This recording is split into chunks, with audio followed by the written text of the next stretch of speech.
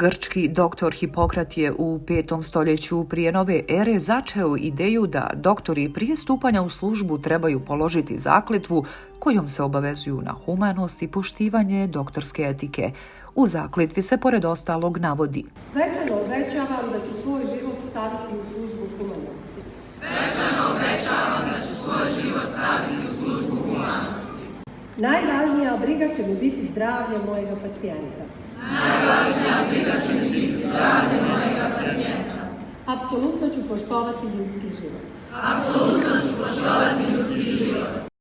Koliko danas Hipokratovu zakletvu poštuju oni koji su je položili u Bosni i Hercegovini, najbolje svjedoče pacijenti koji tvrde da su korupcija u zdravstvu i kršenje prava pacijenata postali uobičajena pojava.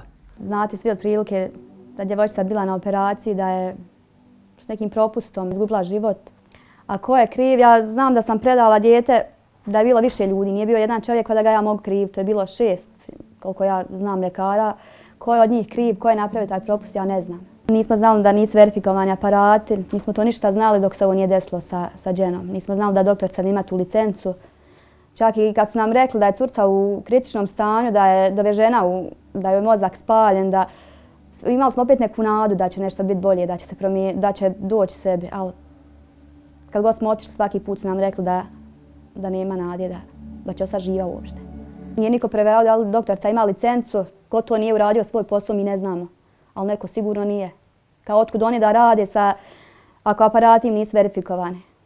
Kako im je dao dozvolu? Ja ne znam sam kako ako imate malo savjesti i znate da vam tu sve aparati nisu ispravni, da vam nije ništa, kako imate snage kad vidite djevojčicu od 2 godine i uvedete je tako u tu svoju kliniku, kad znate da nije sve uredno, kako ne grize i savjest ni malo? To mi ne može biti nikako jasno. Da li bi on svoje dijete tu, da li bi mu uradio operaciju?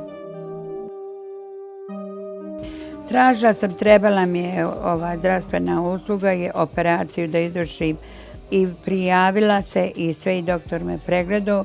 U tom momentu je sestra došla jedna i rekla: vi se ne možete ovdje operisati. Ja sam normalno bila iznenađena i muž, suprug. Odakle, zašto, kako, samo je slekla ramenima. Ništa nije rekla. Uslugu tu zdravstvenu koju sam trebala dobiti, nisam je dobila. Zbog čega, šta, kako, to samo oni znaju što me nisu htjeli operisati. Tražila sam poslije šta da radim, kako. Pa sam našla, ona je našla privatnika koji to radi, a moje je to trebalo da se uradi stomak, hernija, koji da nisam Bog dotišla. I operisao me je, nažalost, i kad sam otišla na kontrolu, vidim da nešto nije u redu. I odem i kaže: hajde sad da vidi ranu, da se previje. Ma znate, kaže, šta? Ma to ja ne znam ko vam je radio. I ja sam stala, njemila. I otišla za svoj stol i nešto počeo da piše. Šta je, neke tablete kao upala. To kad završite dođite ovdje ponovo. Ja sam njemu rekla: ja za sada ne mislim vam dolaziti. On se okrenuo prema meni i kaže: znate šta, dođete vi meni, pa ćete kleknuti i moliti da ja vas operišem. Na glavi sam imala neku kao masnu tkivo, ništa strašno, ali mene to smeta, ja odlučim da to riješim, hirurški. Rečeno mi je prije toga da se mora pripremiti glava, mora se to mjesto gdje to masno tkivo treba da se obrije kosa. Ulazim tamo u kabinet i tu odstrani to jedno masno tkivo i to je to. Kažem ja, ali imam ja, vidite, znate, na glavi, ja imam toga još, da sam obrijala glavu. Kaže on: a ne, kaže, ne možemo mi to sad. Kako ne možemo sad? Pa kaže: ne možete, znate, zbog anestezije. Ne smijemo na više mjesta. Ja kažem: ja sam obrijala glavu. Kaže on: pa ne može, ali, kaže, ako hoćete možemo privatno da sačekate kraj radnog vremena, pa možemo privatno to kod mene uraditi. Nije mi šta jasno sad, čekam radno vrijeme, kraj, kako privatno, kažem ja, imate negdje ordinaciju? Ne, kaže, pričekat ćemo ovdje kraj radnog vremena pa ćemo onda to završiti. Kaže, ali taj kao oko 100 maraka je po komadu. Kažem ja, ali rekao, tada ne smeta, jel, više anestezija, a on se onako smiješka, kaže, pa ne smeta. Vi niste prepoznali korupciju u tom trenutku? Nisam. Možda bih, znači da sam imala novac sad možda bi to i uradila, ne bila svjesna toga da sam izmanipulisana. Tek kad sam nekad došla kući, razmišljam o tome, Bože dragi, znači ovo je bio tipičan primjer, jel, da neko iznudi novac od mene za neku uslugu za koju ja zaslužujem, jel, kao osiguranik. Moja priča počinje tog momenta kad sam ja u svojoj dojci otkrila izraslinu koja je recimo u nekih 6 mjeseci narasla do veličine limuna. Preporučeno mi je od prijateljica da tražim doktora, izvjesnog doktora na našoj klinici. On me je pregledao i rekao ja predlažem da sutra operišem ovo u mojoj privatnoj klinici. Bićeš završena za 15 minuta kao što je i bilo. Nakon 2-3 sedmice ja dobivam rezultate, odlazim u njegovu kancelariju i kaže gospođo kao moram vam nešto reći, vi imate rak. Ja sam se sastao sa svojim konzilijem na Koševu i svi su odlučili da mi sada trebamo dalje da vadimo vaše žlijezde koje se nalaze ispod pazuha. Da će to biti najbolje za vas, tim će se napraviti preventiva za bilo šta dalje. Ja sam rekla, prvo, ja to neću nikad uraditi u našoj zemlji. Drugo, ja nemam to što vi mislite da imam, jer ja sam osoba koja traže ne 2 mišljenja, nego 10 mišljenja. On, kad mi se rukovao sa mnom, rekao je, ne znam zašto se tako ponašate, vama nije ostalo tako mnogo vremena. Ja izlazim, sjedam u auto i naravno plačem. Opet mi je teško što je rekao da nema mnogo vremena. Međutim, ja se vraćam opet u tu istu kliniku i kažem ovako. Ja želim uzorak svog tkiva. Za sat vremena uzorak je bio nabavljen, uredno spremljen na te pločice za citostatiku, kako se to već radi. Uzorak sam odnijela svom odličnom prijatelju koji ima laboratoriju, koji je završio u Americi i kojem ja beskrajno vjerujem, zato što je po mojim nadzorima on je stručnjak. Drugi uzorak odlazi u London kod moje prijateljice koja radi na onkološkom odjelu, pritom je doktorirala na tome i vrsni je stručnjak. I treći uzorak odlazi kod mog supruga preko okeana, gdje će on tamo naći već ko to treba da pregleda. Sva 3 uzorka, prvi dolazi za 20 minuta od prijatelja iz Sarajeva koji je rekao ovdje nema ništa. Drugi 2 dolaze nakon 5, 6, 7 zakašnjenja, kažu ovdje nema ništa. Motiv operacije naredne nakon ove je bio da doktor dobije 4000 maraka koliko košta operacija vađenja žlijezda ispod pazuha. Osobe sa invaliditetom pripadaju onoj kategoriji kojoj je često potrebna zdravstvena pomoć. No, kako tvrde, usluge u javnom zdravstvu su im često uskraćene, te se za zdravstvenu pomoć snalaze na različite načine, što je naročito bilo izraženo tokom pandemije.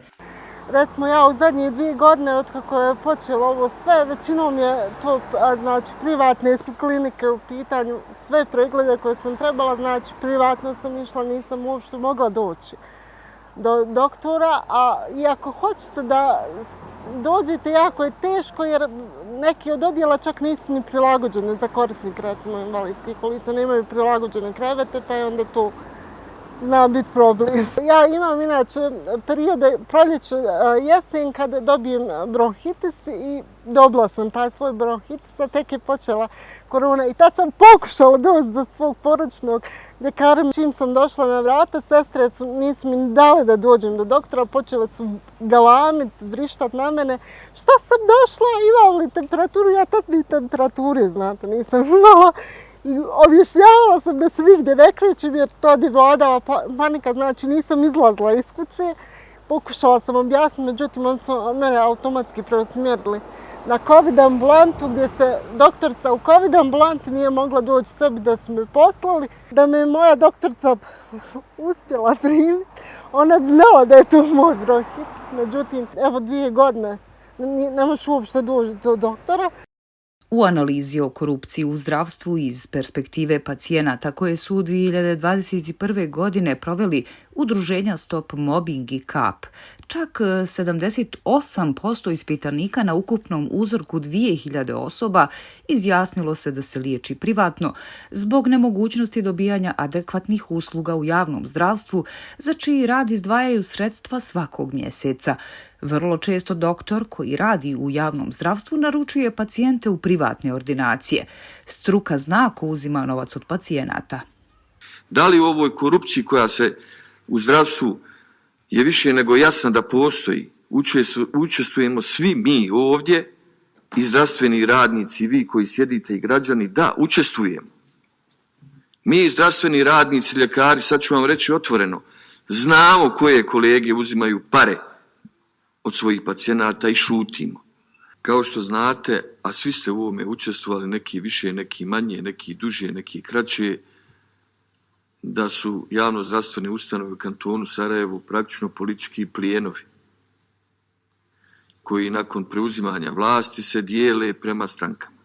I dok se zdravstvo dijeli političkim strankama, ispaštaju pacijenti koji sve više gube povjerenje u zdravstveni sistem. Imate opciju da ne odete doktoru, imate opciju da se inatite. Znači, ja više volim sebe. Ako mogu, platit ću. Naravno, to se neće uvijek neću moći uvijek. Skuplji pregledi ili čak operacije ja sad ne mogu, ali obične preglede ili neke specijalističke sad trenutno mogu. Nažalost, ako dođe da moram neke kompliciranije, ja ću opet biti u problemu jer neću moći. Znači, svi mi znamo da mi plaćamo i da su doprinosi, znači, se odbijaju od naših, ali kome ćete se požaliti kad mi nemamo države? Kaže, država će zaštiti, mi nemamo sistema. Treba da svima bude jasno, mi sistema nemamo. Mi svega imamo na papiru. Kad krenete, znači, od prakse i papira je skroz drugi par opanaka, što se kod nas kaže. Onda razmišljam poslije da li sam trebala da prijavim sad njega i onda nešto malo onog merhametluka našeg, kaže pa neću prijavljivati kada čovjeku sad ne ugrožavam posao i to ja onda i u zapečak stavim i tek znači neki dan kad se pričalo o tome se sjetim, u stvari vidim ja da to nisam ja bila iz ovog slučaja, da je to dovelo i do optužnice neke, kako sam razumjela. Tužila ga nisam zato što ne vjerujem u naš pravosudni sistem. Od pravde tu nema ništa. Tako da ja u pravdu Bosne i Hercegovine ne vjerujem. Da sam osjetila nešto, da ću ja biti zaštićena, ja bi to sigurno i uradila. Tako da tražite, pošto je ovo Bosna, tražite i 10 mišljenja. 3 vam vjerovatno nisu dovoljne. Naše zdravstvo u današnje vrijeme nikako nije, iskrena da budem, teško onome ko je bolestan. Zdravstvo koje sam plaćala 40 godina koje sam radila, ništa od toga nisam imala. Udruženja koja se bore za prava pacijenata prikupila su preko 2000 potpisa građana koji traže da se poštuje zakon o pravima, obavezama i odgovornostima pacijenata u Federaciji Bosne i Hercegovine. Peticiju su pokušali uručiti Federalnom ministarstvu zdravstva, ali ih niko nije želio primiti. Pošto oni ne odgovaraju ni na što, ni na mailove, oni nas ignorišu, pa se nadam da će to doći do njih. Hvala.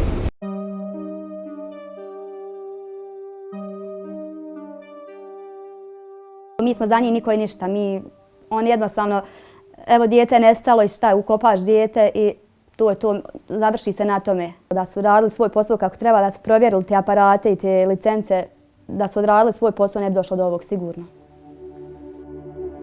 Poslije ovog mi više ne vjerujemo nikom. Kome ćemo vjerovati? Vjerovali smo doktorci, vjerovali smo doktorima i evo šta se desi. Odvedete curcu zdravu i živu i izgubite dijete.